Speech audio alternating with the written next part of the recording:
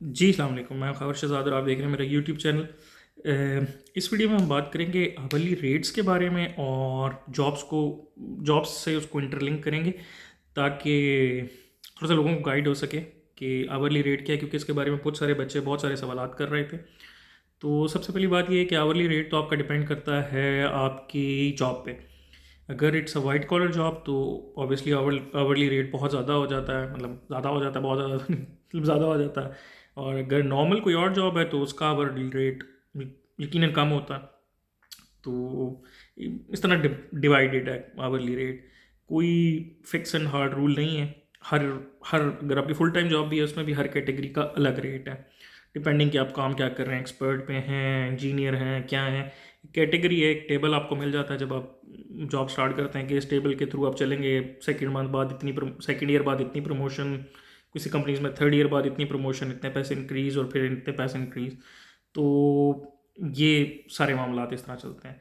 अब जहाँ तक बात है स्टूडेंट्स को सबसे पहले तो आवरली आपको पता है अलाउ होता है वर्क, जो वो है 20 आवर्स पर वीक।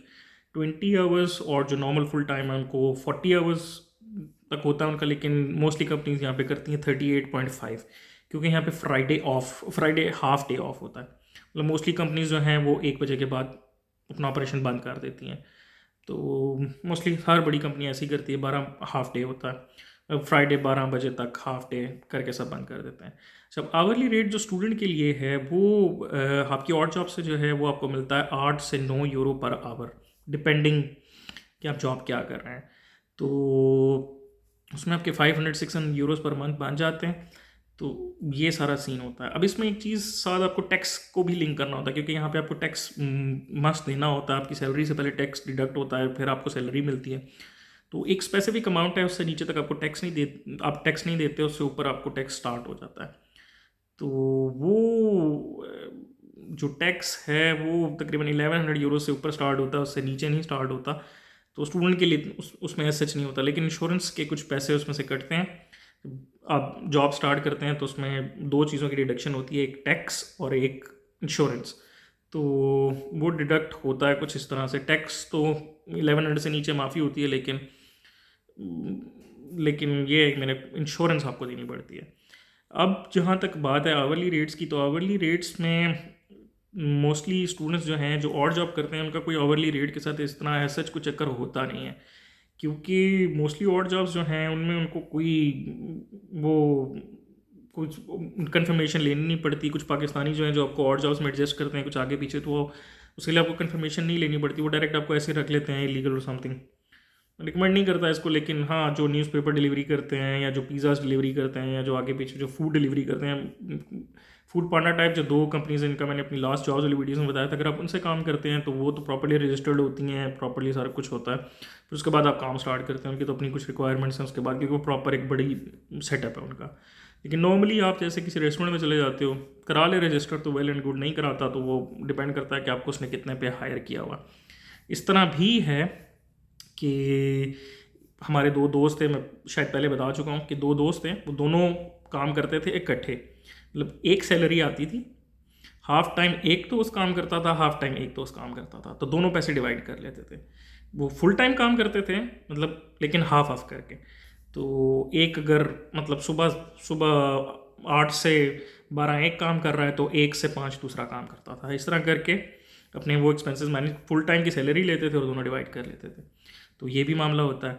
अच्छा, दूसरा जो है जैसे मैंने बताया कि यहाँ पे हर जॉब कैटेगरी के हिसाब से आपकी सैलरी की डिवीजन होती है। आपको एक टेबल मिलता है और उस टेबल के हिसाब से आपको पता होता है कि अच्छा अब 3 साल बाद मेरी इतनी सैलरी बढ़ भी जाएगी, मैं इस ग्रुप में हूँ, इस ग्रुप के बाद मेरा ये हो जाएगा, ये हो जाएगा। तो ये सारे मामला डन है। ये तो हो गया जब आप वाइट कॉलर जॉब की तरफ जाते हैं। स्टूडेंट्स जो मोस्टली ढूंढते हैं और जॉब्स, उनमें पिज़्ज़ा डिलीवरीज हैं। पिज़्ज़ा डिलीवरीज में आपको मामला थोड़ा ज़रा मुश्किल होता है, मतलब मुश्किल इन द सेंस ऐसे होता है कि फूड डिलीवरी ओवरऑल हम ले लेते हैं, पिज़्ज़ा डिलीवरी नहीं। कि डिलीवरी वाला गाय जो है वो आपको सिर्फ 1 यूरो देता है पर डिलीवरी के, कुछ थोड़ा सा इससे भी कम देते हैं। और बाकी जो आपके पैसे बनते हैं उसमें सिर्फ टिप्स से बनते हैं, मतलब आपको किसी ने 2 यूरो टिप्स दे दी, 3 यूरो टिप दे दी, जो भी है, जब आप जाते हैं तो उसमें वो टिप्स पे काम ज़्यादा चलता है। क्योंकि 8 यूरो का पिज़्ज़ा अगर आप डिलीवर करने जाते हैं तो वो 1 यूरो ही आपको डिलीवरी दे सकता है, उसके पीछे से ज़्यादा तो नहीं देगा, उसने कुछ घर भी लेके जाना। तो डिलीवरीज में आपके ज़्यादा पैसे बनते हैं टिप्स पे। उसके बाद बाकी सारा मसला ये है कि जो आप होटल्स में काम करते हैं वहाँ भी आपको टिप्स पे, लेकिन उस पर आपको सैलरी होती है 400 500। इसी तरह जो लड़के अखबार डिलीवरी करते हैं रात को, अखबार डिलीवरी या पैकेट डिलीवरी भी कुछ लोग करते हैं। पैकेट से मुराद मतलब पोस्ट डिलीवरी, जो ओरिजिनल पोस्ट तो नहीं, ऑस्ट्रेलियन पोस्ट नहीं, उसके लिए भी वो प्रॉपर वाइट कॉलर से और वो गवर्नमेंट की जॉब को लेके उस तरह प्रॉपर आते हैं। लेकिन नॉर्मल जो लोगों ने यहाँ पे ली हुई हैं अमेज़ॉन के पैकेट डिलीवरी, DHL, ये वो सब उनकी पाकिस्तानियों ने काफ़ी वो भी हायर किए हुए हैं लड़के। लेकिन उसके लिए आपके पास लाइसेंस होना चाहिए, तो फिर वो आपको अपनी गाड़ियाँ देते हैं, आप उस पर डिलीवरी कर सकते हैं। उस पर लड़कों के 700 800 1000 वो बना लेते हैं, उस पर डिपेंडिंग है।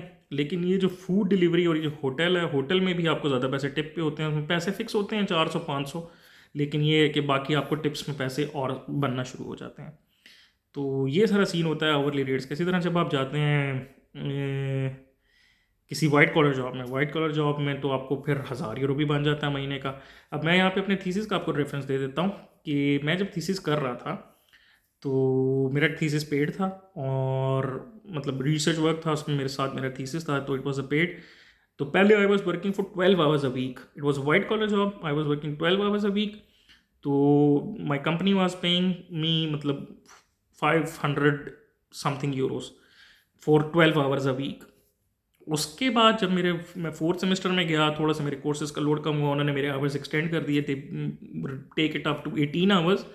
और 18 आवर्स में आई वॉज गेटिंग समथिंग रफली 800 यूरोज के करीब, 790 780 कुछ इस तरह मुझे बन रहे थे।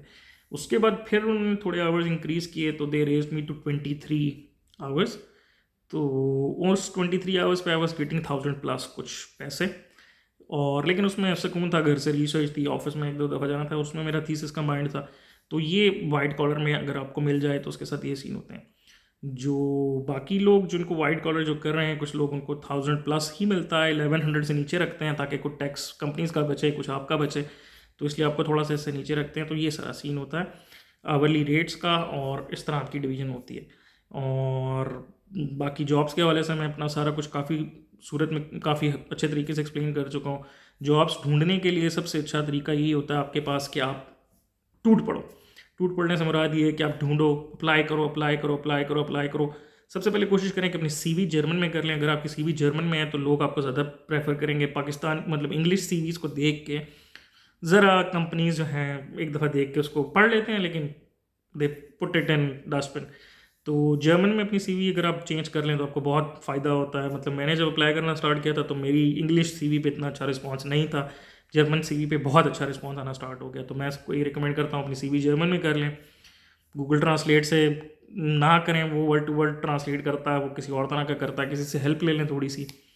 तो अगर आपकी CV जर्मन में होगी तो आपको जॉब्स मिलने के चांसेस ज़्यादा हैं, और आपकी एक अच्छा इंप्रेशन भी पड़ता है, और ओवरऑल सारे मामला ज़रा इजी हो जाते हैं। तो ये सब कुछ था, आवरली रेट्स, पैसे कितने बन जाते हैं, स्टूडेंट कैसे बनाते हैं। यहाँ पे एक चीज़ रह गई जो मेरे माइंड में थी, वो ये कि यहाँ पे ऐसा भी है कि कुछ लड़के जो हैं वो सिर्फ विंटर में काम करते हैं, तो उसमें वो अपने पूरे साल का खर्चा निकाल लेते हैं। विंटर में काम करते हैं थोड़ा सा सख्त, सख्त से मुराद ये है कि वो विंटर में लोगों की छतों से स्नो रिमूव करते हैं, और स्नो रिमूव करने के वो अच्छे खासे पैसे लेते हैं क्योंकि वो ठंड में काम करते हैं और काफ़ी सख्त काम होता है।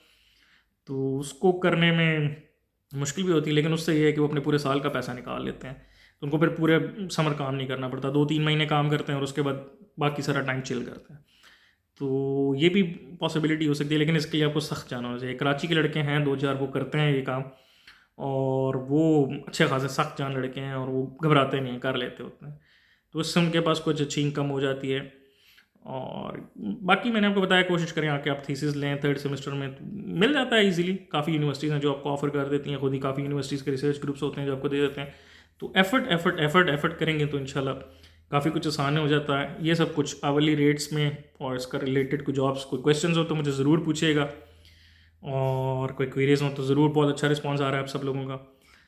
तो thank you for watching my video, please subscribe my channel. अगर मेरी वीडियोज़ अच्छी लग रही हैं तो लोगों के साथ भी शेयर करें। थैंक यू फॉर वॉचिंग, अल्लाह हाफ़िज़।